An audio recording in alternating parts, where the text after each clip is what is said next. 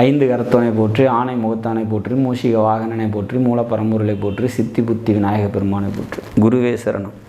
இணையத்தாள் இணையம் இதயங்களுக்கு வணக்கம். இது மார்ச் மாத ராசி பலன். மார்ச் மாதம் தனுசு ராசிக்கு எப்படி இருக்க போகுது அப்படிங்கிறத பார்க்கலாம். அதுக்கு முன்னாடி மார்ச் மாதத்தில் வரக்கூடிய முக்கிய விசேஷ தினங்கள்னால் மார்ச் 8ஆம் தேதி மகா சிவராத்திரி.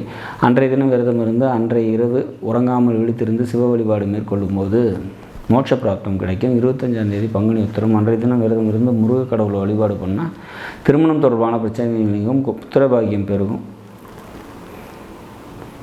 வாழ்க்கையில் சகலவித ஐஸ்வர்யங்களையும் பெறலாம். சரி, எப்படி இருக்க போகுது இந்த மார்ச் மாதம் தனுசு ராசிக்கு அப்படின்னா, நல்லதொரு மாதமும் நிச்சயமாக இருக்கும். 2ஆம் வீட்டில் தனுசுக்கு 2ஆம் வீட்டில் செவ்வாயும் சுக்கிரனும் இருக்காங்க. லாபாதிபதி 2ல் இருக்கிறதுனால பொருளாதார சம்மந்தப்பட்ட உயர்வு ஏற்படும். பொருளாதாரம் நல்லாயிருக்கும்.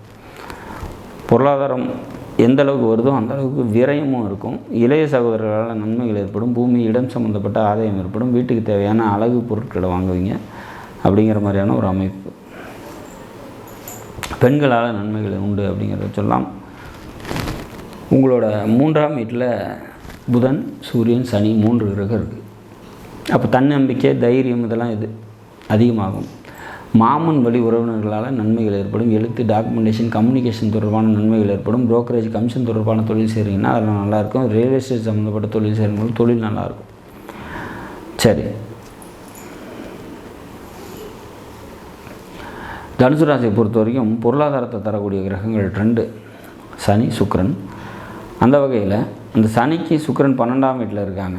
சுக்கிரனுக்கு சனி 12ல் இருக்காங்க, சனி 2ல் இருக்காங்க. அப்போ பொருளாதாரத்தை பொறுத்த வரைக்கும் இந்த மாதம் வரவுக்கு மீறின செலவும் இருக்கும் அப்படிங்கிற மாதிரியான ஒரு சுச்சுவேஷன்ஸ். அப்போ பொருளாதாரத்தில் ஒரு கூடுதல் கவனத்தோடு இருந்தோம் அப்படின்னாக்கா இந்த மாதம் ஒரு நல்லதொரு மாதமாக உங்களுக்கு நிச்சயமாக இருக்கும். தேவையற்ற செலவுகளை தவிர்ப்பது சிறப்பு.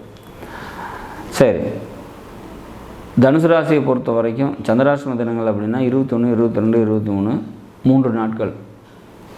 இந்த 3 நாட்கள் பார்த்திங்கனாக்கா முக்கிய முடிவுகள் எடுக்காதீங்க. வெளியூர் பயணங்களை தவிர்த்துருங்க. நாடும் நாட்டு மக்களும் நலமுடன் வாழ நவகிரகங்களை வேண்டி அமைகிறேன். நன்றி, வணக்கம்.